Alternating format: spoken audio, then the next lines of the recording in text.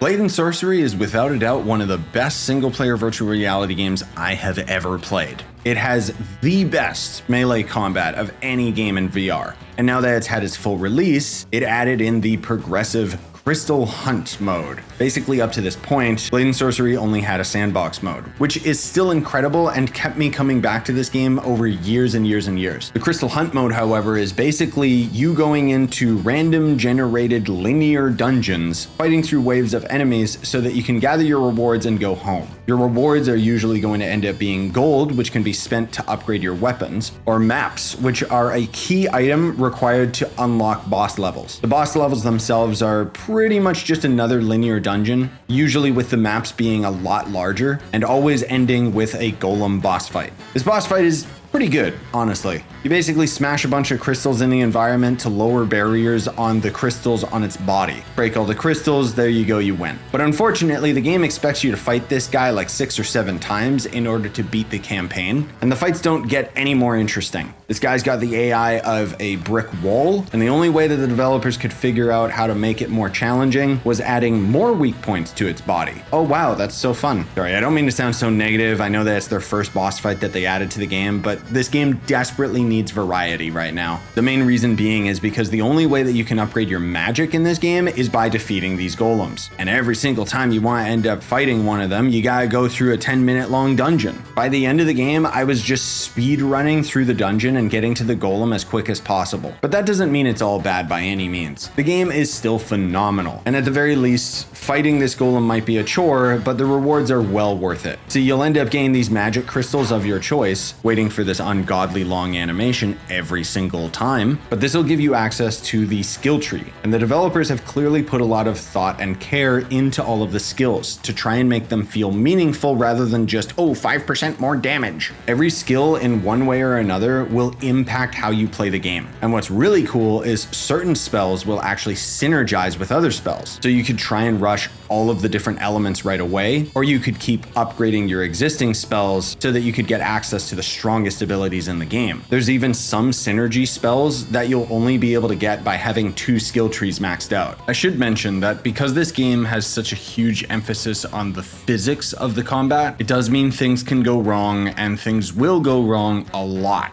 Climbing was especially frustrating for me, but sometimes enemies will just bug out or your weapons just won't deal any damage. A lot of these have been core issues that the game just still hasn't been able to resolve. On one hand, I could get frustrated and say, well, this is supposed to be the 1.0 release, there's no excuse. But as we've seen with games like Half-Life, when a game has such a huge emphasis on physics, it's always going to be unpredictable. And it by no means takes away the enjoyment from Blade and Sorcery. One of my only genuine complaints about this game is just that so much of it is delivered within the game's lore that it can be really confusing, like what type of equipment you're trying to buy. For example, armor actually will impede your character depending on which piece of gear you have equipped. Heavier armor makes you lose mobility but gives you more defense. Mage armor will make your spellcasting more efficient, but you might lose focus, which is your slow-mo meter. The problem is that the game doesn't really tell you any of this, which wouldn't be so much of a problem, except that when you buy an item from the merchant, you can't sell it back for the same amount of gold you paid. I hate this because it means that you are not encouraged to experiment. Thankfully though, almost all of my core complaints with this game are fixed with mods. There's an in-game modding tool, but you can also just use Nexus mods. So as an example, there's a mod that makes it so you can sell items for the gold that you paid for them. There's another one that makes it so when you defeat enemies, they actually drop loot, because normally playing through the game, it can be really slow trying to grind gold. Yeah, overall, I just gotta say this game is phenomenal, and despite my complaints, it is a must-have for anyone who owns virtual reality. It was already fantastic for many